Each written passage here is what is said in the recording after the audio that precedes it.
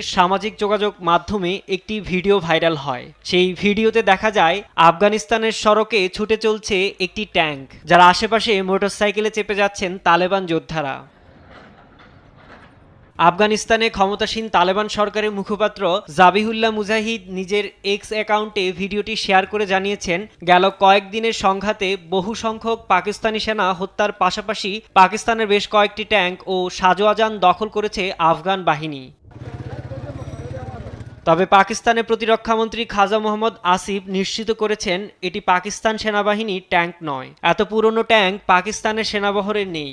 আফগানিস্তান সম্ভবত কোনো ভাঙারি ব্যবসায়ীর কাছ থেকে এটা কিনেছে।